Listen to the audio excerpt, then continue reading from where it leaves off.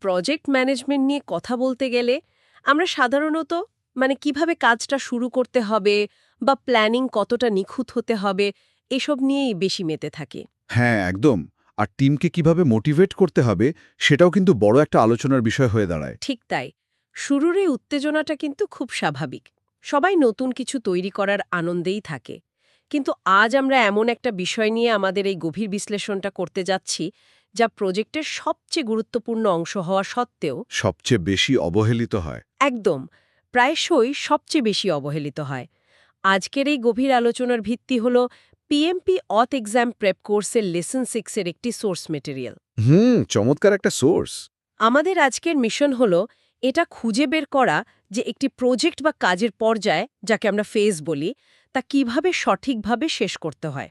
কারণ প্রজেক্ট শেষ করা মানেই তো শুধু ল্যাপটপ বন্ধ করে দেওয়া বা ধুলো ঝেড়ে পরের কাজে চলে যাওয়া নয়, তাই না? না, না, একেবারেই নয়। বিষয়টা আসলে আমাদের প্রাত্যহিক চিন্তাধারার চেয়ে অনেক বেশি কাঠামোগত। আর এর সাথে জড়িয়ে থাকে প্রাপ্ত সুবিধার মূল্যায়ন এবং অর্জিত জ্ঞানের সঠিক সংরক্ষণ।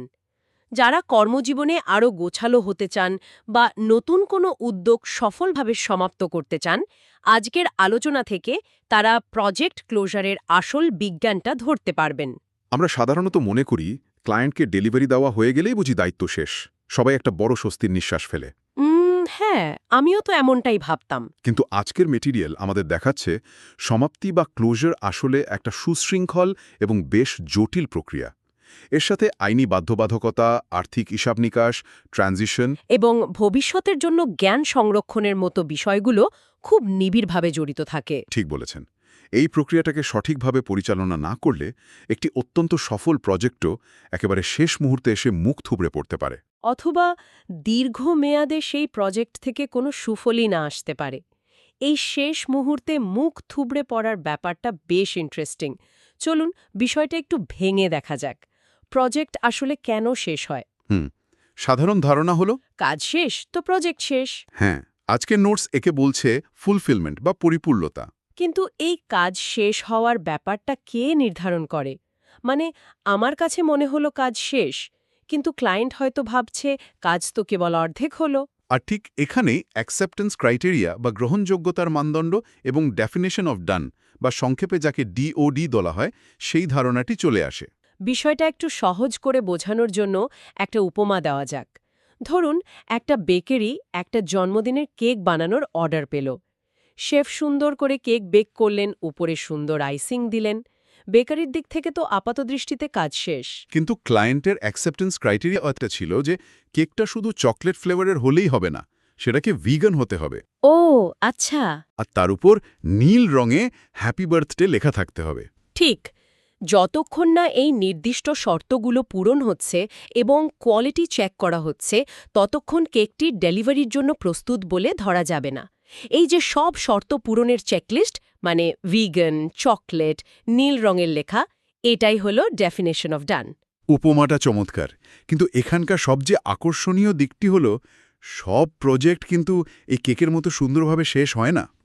সবসময় কি হাসি মুখে প্রজেক্ট শেষ হয় না? না, পিএমপি গাইডলাইনস আমাদের খুব স্পষ্টভাবে মনে করিয়ে দিচ্ছে যে অনেক সময় প্রজেক্টের প্রিম্যাচিউর বা ফোর্সড ক্লোজার ঘটে। ফোর্সড ক্লোজার বাধ্যতামূলক বা অকাল সমাপ্তি। কিন্তু বাধ্য হয়ে প্রজেক্ট কেন বন্ধ করতে হবে? কাজ তো যেভাবেই হোক শেষ করা যায়, তাই না? না, সবসময় যায় না। আজকের রেফারেন্স অনুযায়ী এর বেশ কিছু সুনির্দিষ্ট কারণ রয়েছে। প্রথমত, প্রয়োজনের পরিবর্তন। হয়তো যে সমস্যার সমাধানের জন্য প্রজেক্ট শুরু হয়েছিল, বাজারের অবস্থা বদলে যাওয়ায় সেই সমস্যাটাই আর নেই। আচ্ছা, বুঝতে পেরেছি। দ্বিতীয়ত, ডেলিভারেবলগুলো হয়তো আর বাস্তবসম্মত বা ফিজিবল নয়। একটা তাত্ত্বিক উদাহরণ দেওয়া যাক। ধরুন, কোনো একটা টিম ক্রিপ্টোকারেন্সি ট্রেডিংয়ের জন্য একটা বিশাল এবং আধুনিক সফটওয়্যার বানাচ্ছে। কাজ অর্ধেক হয়ে গেছে। আর এমন সময় সরকার হঠাৎ করে নতুন রেগুলেটরি আইন পাশ করে দিল। একদম। দেশে ক্রিপ্টোকারেন্সি পুরোপুরি নিষিদ্ধ করে দিল। ওহ, তার পুরো প্রজেক্টটাই রাতারাতি বেআইনি হয়ে গেল। ঠিক তাই। এটা একটা এক্সটার্নাল ফ্যাক্টর। তখন বাধ্য হয়েই কাজ বন্ধ করে দিতে হয়, যাকে বলা হচ্ছে ফোর্সড ক্লোজার। এছাড়া হঠাৎ কোনো আর্থিক সংকট দেখা দিলে বা এমন কোনো অপ্রত্যাশিত ঝুঁকি সামনে চলে এলে যা প্রকল্পের সফলতাকে আক্ষরিক অর্থেই অসম্ভব করে তোলে, তখনও প্রজেক্ট অকালে সমাপ্ত করতে হয়। হ্যাঁ, বিষয়টা খুবই চিন্তার। আচ্ছা, সফল হোক বা ব্যর্থ, ধরে নিলাম প্রজেক্ট শেষ পর্যায়ে চলে এসছে, কিন্তু এরপর কি? কাজ শেষ হওয়া মানেই তো আর সব দায়িত্ব শেষ নয়। একেবারেই না। ম্যাটেরিয়ালে দেখছি ডেলিভারেবলগুলো গ্রাহকের কাছে হস্তান্তর করতে হয়, যাকে ট্রানজিশন বা হ্যান্ডওভার বলা হচ্ছে। আর এখানেই একটা চমক আছে। পিএমপি কোর্সের এই লেসনটি খুব স্পষ্টভাবে উল্লেখ করেছে যে রোল আউট বা ট্রানজিশন প্ল্যান আসলে প্রজেক্ট ম্যানেজমেন্ট প্ল্যানের কোনো অংশ নয়। এক মিনিট, এটা কিভাবে সম্ভব? আমি একটা প্রজেক্ট ম্যানেজ করছি, অথচ সেটা ক্লায়েন্টকে কিভাবে বুঝিয়ে দেব তার কোনো প্ল্যান আমার মূল প্রজেক্ট প্ল্যানে থাকবে না? এটা তো অদ্ভুত শোনায়। আপাতদৃষ্টিতে অদ্ভুত মনে হলেও এর পেছনে একটা শক্ত যুক্তি আছে। আচ্ছা। প্রজেক্ট ম্যানেজমেন্ট প্ল্যান মূলত তৈরি হয় প্রজেক্টের শুরু থেকে এক্সিকিউশন পর্যন্ত, অর্থাৎ ডেলিভারেবলটা তৈরি করার জন্য। ডেলিভারেবলগুলো যখন কাস্টমার বা প্রোডাক্ট ওনারাই হাতে তুলে দেওয়া হয়, তখনই আসলে ট্রানজিশন ঘটে। ও, তার মানে ট্রানজিশনের গাইডলাইনগুলো আলাদা ডকুমেন্টেশনে থাকে। একদম, কারণ এর সাথে অপারেশনাল বিষয়গুলো বেশি জড়িত, যা সরাসরি প্রজেক্ট তৈরির অংশ নয়। তাহলে ট্রানজিশনের সময় প্রস্তুতিটা কেমন হওয়া উচিত? কারণ একটা নতুন সফটওয়্যার বা সিস্টেম যখন সাধারণ ব্যবহারকারীদের হাতে যায়, তখন তো অনেক ঝামেলা হতে পারে। এই জন্যই প্রস্তুতির বিষয়টা খুব গুরুত্ব দিয়ে বলা হয়েছে। End user, business stakeholder এবং সাপোর্ট স্টাফ সবাই এই পরিবর্তনের জন্য প্রস্তুত কিনা তা নিশ্চিত করতে হবে। বিশেষ করে কোনো পুরনো সার্ভিস বা প্রোডাক্ট যখন আপগ্রেড করা হয়, তখন এই প্রস্তুতিটা তো আরও বেশি জরুরি হয়ে পড়ে, তাই না? অবশ্যই নতুন সিস্টেমের সাথে মানিয়ে নেওয়ার জন্য ব্যবহারকারীদের চেঞ্জ ম্যানেজমেন্ট বা পরিবর্তন ব্যবস্থাপনার মধ্য দিয়ে যেতে হয়। এই ট্রানজিশন কার্যক্রমের মধ্যে থাকে নতুন প্রোডাক্টের ওপর ট্রেনিং দেওয়া, সঠিক ডকুমেন্টেশন সরবরাহ করা এবং পোস্ট ইমপ্লিমেন্টেশন সাপোর্ট বা ইমপ্লিমেন্টেশন পরবর্তী সাপোর্ট দেওয়া। হ্যাঁ, এই সাপোর্ট দেওয়াটাকে আজকের ম্যাটেরিয়ালে হাইপার কেয়ার বা ডেভঅপসের সাথে তুলনা করা হয়েছে। কিন্তু আমার একটা প্রশ্ন আছে, এই হাইপার কেয়ার কি আসলে একটা গালভরা কর্পোরেট শব্দ নয়? এর মানে তো শুধু বাগ ফিক্স করা, মানে আমরা আগে যে ভুলগুলো ধরতে পারিনি সেগুলো ঠিক করা, তাই না?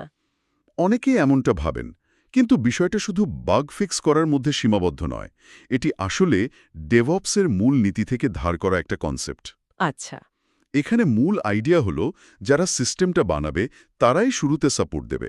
হাইপারকেয়ারের মাধ্যমে নিশ্চিত করা হয় যে নতুন প্রোডাক্টটি ব্যবহার করতে গিয়ে কাস্টমার প্রথম দিকে কোনো সমস্যায় পড়লে বা অভ্যস্ত হতে না পারলে তাৎক্ষণিক সহায়তা পাবে।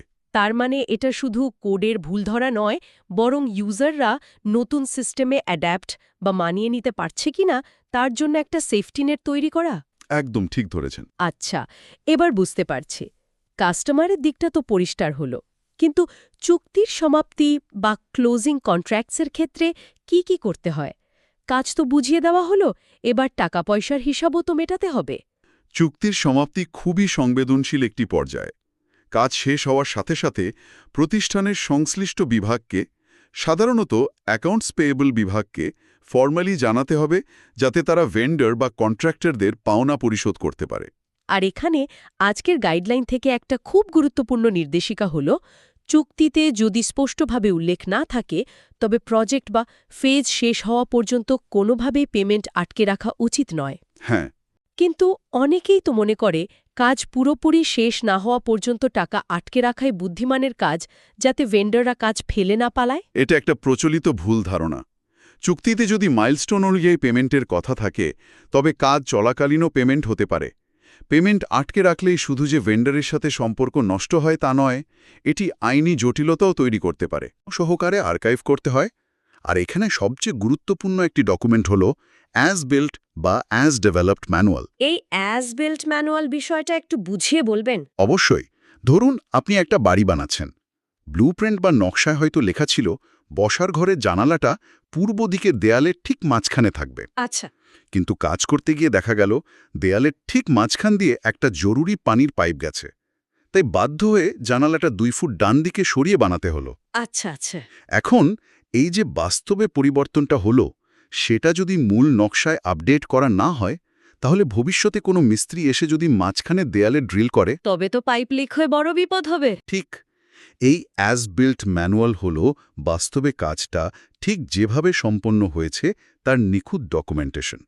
মূল প্ল্যানের সাথে বাস্তব কাজের যে পার্থক্যগুলো তৈরি হয় তা এখানে রেকর্ড করা থাকে ভবিষ্যতে ট্রাবল শুটিংয়ের জন্য। অসাধারণ একটা উদাহরণ।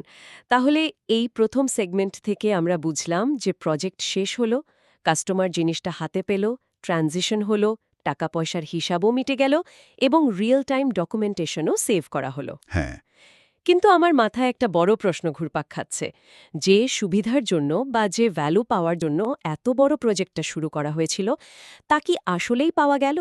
আমাদের সেই কেকের উপমায় যদি ফিরে যাই, কেক তো ডেলিভারি হলো, কিন্তু জন্মদিনের পার্টিতে বাচ্চারা কি আসলেই কেকটা মজা করে খেলো, নাকি সেটা ফ্রিজেই পড়ে রইল? দারুণ প্রশ্ন। আজকের পাঠে বেনিফিটস রিয়েলাইজেশন বা সুবিধা বাস্তবায়ন নিয়ে বেশ বড় একটা অংশ রয়েছে। প্রজেক্টের আসল উদ্দেশ্যই হল কোনো না কোনো সুবিধা বা বেনিফিট অর্জন করা। তবে এখানে সময়ের একটা বড় পার্থক্য দেখা যায়। কিছু সুবিধা প্রজেক্ট ডেলিভারির সাথে সাথেই পাওয়া যায়। আর কিছু সুবিধার ক্ষেত্রে সময় লাগে। একদম। যেমন ধরুন কোনো বড় ইনফ্রাস্ট্রাকচার তৈরি বা পুরো প্রতিষ্ঠানের জন্য নতুন কোনো ইআরপি সফটওয়্যার ইমপ্লিমেন্টেশন, এর প্রকৃত সুবিধা বা রিটার্ন অন ইনভেস্টমেন্ট পেতে কয়েক মাস থেকে শুরু করে কয়েক বছর পর্যন্ত সময় লেগে যেতে পারে। এখানে কি বেনিফিটস ম্যানেজমেন্ট প্ল্যান এবং বিজনেস কেসের বিষয়টা চলে আসে? হ্যাঁ, তবে এখানেও একটা সূক্ষ্ম কিন্তু খুব গুরুত্বপূর্ণ পার্থক্য আছে। বেনিফিটস ম্যানেজমেন্ট প্ল্যান এবং বিজনেস কেস এই দুটি আসলে প্রজেক্টের ডকুমেন্ট নয়। এগুলো হলো বিজনেস ডকুমেন্ট। ঠিক। আবার সেই একই প্যাটার্ন, ট্রানজিশন প্ল্যানের মতো এগুলোর প্রজেক্ট ম্যানেজমেন্ট প্ল্যানের অংশ নয় কেন? কারণ এই বিজনেস ডকুমেন্টগুলো প্রজেক্ট শুরু হওয়ার অনেক আগে তৈরি করা হয়, প্রজেক্টের যৌক্তিকতা প্রমাণের জন্য। আবার প্রজেক্ট শেষ হয়ে যাওয়ার অনেক পরেও এগুলো জীবিত থাকে। কারণ বছরের পর বছর ধরে ওই সুবিধাগুলো অর্জিত হচ্ছে কি না তা এই ডকুমেন্টের ভিত্তিতেই মিলিয়ে দেখা হয়, তাই তো? একদম ঠিক। প্রজেক্ট ম্যানেজমেন্ট প্ল্যান শুধু প্রজেক্টের নির্দিষ্ট এক্সিকিউশন সময়ের জন্যই কার্যকর থাকে। এটা একটা দারুণ পয়েন্ট। আচ্ছা, যদি এমন হয় যে সিস্টেম ডেলিভার করার পর মনে হলো এর উপর নতুন করে কোনো উন্নয়ন বা ইমপ্রুভমেন্ট আনতে হবে, তখন কি হবে? আমার মনে হয় নতুন প্রজেক্টের ঝামেলায় না গিয়ে ওই চলতি প্রজেক্টে কাজটা জুড়ে দেওয়া সবচেয়ে সহজ। এটা শুনলে সহজ মনে হলেও প্রজেক্ট ম্যানেজমেন্টের দুনিয়ায় এটা একটা ভয়ানক ফাঁদ। একে বলা হয় স্কোপ ক্রিপ। Scope creep? আচ্ছা। পিএমপি গাইডলাইন এখানে খুব কঠোর একটি নিয়ম বিধে দিয়েছে। যদি ডেলিভার করার সুবিধার ওপর নতুন কোনো উন্নয়ন বা পরিবর্তন আনতে হয়, তবে সেটি একটি সম্পূর্ণ নতুন প্রজেক্ট হিসাবে গণ্য হবে। কেন? চলতি টিম তো কাজ করেই যাচ্ছিল, তাদের দিয়েই করিয়ে নিলেই তো হতো। কারণ এভাবেই প্রজেক্টগুলো একটা অন্তহীন ব্ল্যাক হোলে পরিণত হয়। নতুন প্রজেক্ট হিসেবে ঘোষণা করার মানে হলো এর জন্য নতুন করে বাজেট লাগবে, নতুন বিজনেস কেস লাগবে এবং পরিষ্কার স্কোপ লাগবে। এতে প্রজেক্ট টিম সুরক্ষিত থাকে। আর যদি অ্যাজাইল পদ্ধতি ব্যবহার করা হয়, তাহলে সেই নতুন কাজগুলোকে ব্যাকলগে যোগ করে নতুন স্প্রিন্টের জন্য রিপ্রায়োরিটাইজ করতে হবে। পুরনো প্রজেক্টের সমাপ্তির সাথে এর আর কোনো সম্পর্ক থাকবে না। বিষয়টা এখন পরিষ্কার হলো। তাহলে এই দীর্ঘমেয়াদী সুবিধাগুলো আসলে কে নিশ্চিত করে? দায়িত্বের বণ্টনটা কিভাবে হয়? প্রজেক্ট ম্যানেজারই তো পুরো প্রজেক্টটা লিড দিলেন, তিনি কি এটা দেখবেন না? এখানেই আসল টুইস্ট। প্রজেক্ট ম্যানেজারের কাজ হল প্রজেক্ট শেষ করে কাস্টমারের কাছে ডেলিভারেবলটা বুঝিয়ে দেওয়া এবং প্রয়োজনীয় টেকনিক্যাল সাপোর্ট ও পারফরম্যান্স ডেটা প্রোভাইড করা। এরপর তিনি হয়তো নতুন কোনো প্রজেক্টে চলে যান। ঠিক। কিন্তু এই যে সুবিধাগুলো অর্জিত হচ্ছে কিনা তা দেখার জন্য পুরো প্রক্রিয়ায় একজন বেনিফিটস ওনার থাকেন। এই বেনিফিটস ওনার আসলে কে? তিনি একজন বিজনেস অ্যানালিস্ট হতে পারেন, প্রজেক্টের স্পন্সর হতে পারেন বা ওই নির্দিষ্ট বিভাগের অপারেশনস ম্যানেজারও হতে পারেন। তার মূল কাজ হল প্রজেক্ট শেষ হওয়ার অনেক দিন পর পর্যন্ত নিয়মিত মনিটর করা, যে বিজনেস ভ্যালু আশা করা হয়েছিল তা আসলেই অর্জিত হচ্ছে কিনা এবং তা ম্যানেজমেন্টকে রিপোর্ট করা। কিন্তু এই সুবিধা যাচাই বা ভেরিফাই বেনিফিটস করার উপায় কি? সব সুবিধা তো আর সংখ্যা দিয়ে মাপা যায় না। ঠিক ধরেছেন। সুবিধার ধরন অনুযায়ী যাচাই পদ্ধতি ভিন্ন হয়। ট্যাঞ্জেবল বা দৃশ্যমান সুবিধার ক্ষেত্রে আগে থেকে নির্ধারণ করে রাখা মেট্রিক্স ব্যবহার করে অগ্রগতি মাপা হয়। যেমন নতুন সফটওয়্যার চালুর পর কোম্পানির সেলস 20% বেড়েছে কিনা। একদম। কিন্তু ইনট্যাঞ্জিবল বা অদৃশ্য সুবিধা, যেমন ধরুন ব্র্যান্ড রেপুটেশন বৃদ্ধি বা নতুন পরিবেশ বান্ধব নীতির কারণে কর্মীদের মনোবল বৃদ্ধি। এগুলোর ক্ষেত্রে সাবজেক্টিভ বা গুণগত মূল্যায়ন বেশি কার্যকর। বেনিফিটস ওনার রিপোর্ট করেন যে সুবিধাগুলো ঠিকমতো অর্জিত হচ্ছে কিনা। কোনো সুবিধা যদি অর্জিত না হওয়ার ঝুঁকিতে থাকে তবে কেন তা হচ্ছে এবং এর ফলে কি নেতিবাচক প্রভাব পড়তে পারে তাও তাকে আগাম রিপোর্ট করতে হয়। হ্যাঁ, ঠিক তাই। এই বেনিফিট বা সুবিধার অংশটা তো বুঝলাম, কিন্তু এবার আমরা এমন একটা জায়গায় আসছি যা আমার কাছে ব্যক্তিগতভাবে সবচেয়ে ইন্টারেস্টিং মনে হয়েছে। কাজ শেষ, সুবিধাও পাওয়া গেল, কিন্তু এই পুরো জার্নি থেকে, প্রতিদিনের চ্যালেঞ্জ আর ভুলগুলো থেকে আমরা কি শিখলাম? এটাই আসলে সবচেয়ে গুরুত্বপূর্ণ অংশ। সেই আমাদের কেকের উপমায় যদি আবার যাই, কেকটা হয়তো খুব সুস্বাদু হয়েছে, কিন্তু সেটা বানাতে গিয়ে শেফ হয়তো খেয়াল করেছেন যে এই নির্দিষ্ট ওভেনে ৩৫০ ডিগ্রিতে ৩০ মিনিট বেক করলে কেকের নিচের অংশটা একটু পুড়ে যায়। চমৎকার উদাহরণ। পরের বার এই ভুলটা এড়ানোর উপায় কি? আজকের গাইডলাইনের একেবারে শেষের দিকে নলেজ ট্রান্সফার বা জ্ঞান স্থানান্তর নিয়ে চমৎকার আলোচনা আছে। জ্ঞান স্থানান্তর ছাড়া কোনো প্রজেক্টের সমাপ্তি আসলে সম্পূর্ণ হয় না। আমাদের আজকের রেফারেন্স এখানে 2 ধরনের জ্ঞানের কথা বলেছে, এক্সপ্লিসিট জ্ঞান এবং ট্যাসিট জ্ঞান। এক্সপ্লিসিট বা সুস্পষ্ট জ্ঞান হল সেই জ্ঞান যা খুব সহজে লিখে বোঝানো যায়, যেমন কোনো manual, process flow, architecture diagram বা গাইডবুক। এটা খুব সহজেই কাস্টমারের কাছে বা টিমের নতুন কোনো সদস্যের কাছে হস্তান্তর করা যায়। কিন্তু ট্যাসিট জ্ঞান, হ্যাঁ, এই বিষয়টা তো বেশ গোলমেলে। মানুষের মাথার ভেতরের জ্ঞান বা ব্যক্তিগত অভিজ্ঞতা কিভাবে আরেকজনের কাছে ট্রান্সফার করা সম্ভব? এটাই প্রজেক্ট ম্যানেজমেন্টের অন্যতম বড় চ্যালেঞ্জ। ট্যাসিট জ্ঞান হল সেই সব সূক্ষ্ম উপলব্ধি বা অন্তর্দৃষ্টি যা কোনো বই পড়ে শেখা যায় না। ওই যে আপনি কেকের ওভেনের কথা বললেন। হ্যাঁ, ওভেনের টেম্পারেচার ম্যানুয়ালের চেয়ে একটু ভিন্নভাবে কাজ করে, এটা একটা ট্যাসিট জ্ঞান। কর্পোরেট দুনিয়ায় এর উদাহরণ হতে পারে, একজন প্রজেক্ট ম্যানেজার জানেন কোম্পানির ফাইন্যান্স বিভাগের কোনো নির্দিষ্ট ব্যক্তির সাথে মঙ্গলবার সকালে কথা বললে বিল দ্রুত পাস করানো যায়। অথবা কোনো নির্দিষ্ট ভেন্ডর সবসময় ডেডলাইনের 2 দিন পর কাজ জমা দেয়, তাই তাকে আগে থেকেই তাগাদা দিতে হয়। ঠিক, এই বিষয়গুলো কোনো অফিসিয়াল ডকুমেন্টে লেখা থাকে না, কিন্তু প্রজেক্টের সফলতায় এগুলো জাদুর মতো কাজ করে। কাস্টমার এবং ফিউচার টিমের কাছে এই 2 ধরনের জ্ঞানই হস্তান্তর করার চেষ্টা করা অত্যন্ত জরুরি। কিন্তু এই জ্ঞানগুলো আমরা মানুষের মাথা থেকে বের করে আনব কিভাবে? মেটেরিয়ালে দেখছি রেট্রোস্পেক্টিভসের কথা বলা হয়েছে। হ্যাঁ, অ্যাজাইল টিমে রেট্রোস্পেক্টিভ হয়, আর প্রেডিক্টিভ বা ট্রেডিশনাল প্রজেক্টে একে অল হ্যান্ডস মিটিং বলা হয়। আমার প্রশ্ন হলো, এই মিটিংগুলো কি আসলেই কাজে দেয়, নাকি এগুলো শুধু কার দোষে প্রজেক্ট দেরি হলো তা নিয়ে একটা কমপ্লেইন সেশন বা অভিযোগ করার আসর হয়ে দাঁড়ায়? যদি সঠিকভাবে পরিচালনা না করা হয় তবে এটা কমপ্লেইন সেশন হতেই পারে, কিন্তু এই মিটিংগুলোর আসল উদ্দেশ্য হল একেবারে খোলা মনে পেছনের দিকে তাকানো। এখানে শুধু কাজের প্রসেস নিয়ে যান্ত্রিক আলোচনা হয় না। পিএমপি ম্যাটেরিয়াল খুব সুন্দর করে বলেছে যে এখানে কোয়ান্টিটেটিভ বা সংখ্যাতাত্ত্বিক ডেটার পাশাপাশি কোয়ালিটেটিভ ডেটা, অর্থাৎ মানুষের অনুভূতি বা ফিলিংস নিয়েও আলোচনা হয়। একদম।